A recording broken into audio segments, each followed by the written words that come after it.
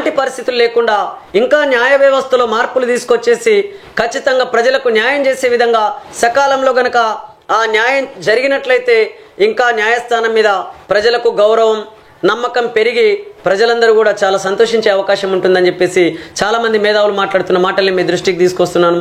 కాబట్టి ఇప్పటికైనా గౌరవ న్యాయస్థానాలు ఆ కేసుల విషయంలో మాత్రం వీలైనంత తొందరగా త్వరితగతిన వాళ్ళు సమస్యలను పరిష్కరించే విధంగా కృషి చేసినట్లయితే న్యాయస్థానాల మీద ప్రజలకు చాలా నమ్మకం ఉంటుంది. అలాగే ఇంకా నమ్మకం పెరుగుతుంది. ఆ దిశగా గౌరవ న్యాయస్థానాలు కానీ అదేవిధంగా కేంద్ర ప్రభుత్వం కానీ ఆలోచించాలని చెప్పేసి అనేక మంది మేధావులు మాట్లాడుతున్న మాటల్ని మీ దృష్టికి తీసుకొస్తున్నాను. కాబట్టి ఇక్కడ కవిత కూడా ఆరోగ్యంగా ఉండాలి అని చెప్పేసి మనస్ఫూర్తిగా కోరుకుంటున్నాం. కానీ ఇలాంటి పరిస్థితులలో ఎవరు కూడా అవినీతి అక్రమాలకు పాల్పడకుండా ఉంటే ఇంకా బాగుంటుందని చెప్పేసి కూడా అనేక మంది ప్రజలు మాట్లాడుతున్నారు.